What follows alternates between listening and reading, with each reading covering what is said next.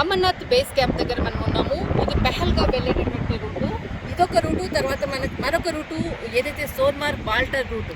ఈ రెండు రూట్లు అమర్నాథ్ యాత్రకు వెళ్ళేందుకు ఒక రూట్స్. ఇప్పుడు మనకి ఇక్కడ కనిపించేటటువంటి ఏదైతే ఉందో ఇక్కడ నుంచి లైనప్ చేస్తారో ఆ ముందు ఎంట్రీస్ ఉంటుంది, రిజిస్ట్రేషన్ చేసుకోవాల్సిన ప్లేసెస్, తర్వాత హెల్త్కి సంబంధించినది అంతా కూడా అక్కడ మొదట ఉంటుంది. తర్వాత అక్కడి నుంచి వాళ్ళ కార్స్ పార్కింగ్ చేసేసిన తర్వాత వాళ్ళు ఈ క్యూ లైన్స్లో వచ్చేసి ఇక్కడ నుంచి వచ్చి ఇటు పై నుంచి వెళ్ళి అక్కడ దిగిన తర్వాత అటు నుంచి మనకు మరొక రూట్ ఉంటుంది. ఆ రూటు నుంచి కూడా వెళ్ళాల్సినటువంటి మార్గము అమర్నాథ్ యాత్రకు సంబంధించింది. ఈ నెల అంటే మనకు జూలై 3వ తేదీన అమర్నాథ్ యాత్రకు సంబంధించినటువంటి మొత్తం అంతా కూడా ప్రయాణం స్టార్ట్ అవుతుంది.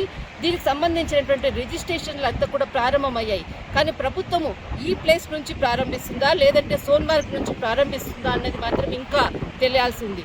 ప్రస్తుతానికి మాత్రం ఖాళీగా రిజిస్ట్రేషన్లకు దీనికి సంబంధించినది మొత్తం ఈ వ్యవస్థ అంతా కూడా ఇంకా పనులు ప్రారంభం కాలేదు.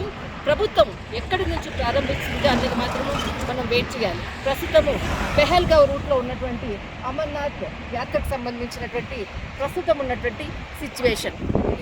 ఈ అమర్నాథ్ యాత్ర ప్రారంభించే ముందు ప్రభుత్వం ఎలాంటి చర్యలు తీసుకుంటుంది? ఒకవైపు పెహల్గావ్ దాడి తర్వాత జరుగుతున్నటువంటి మొదటిసారి అమర్నాథ్ యాత్ర. అందరికీ కూడా ఇదే యాత్ర పైన అందరి దృష్టి ఉంది. చాలా జాగ్రత్తగా చెయ్యాలి ప్రభుత్వం అంటూ కూడా ఇక్కడికి వచ్చేటటువంటి భక్తులు కోరుకుంటున్నారు.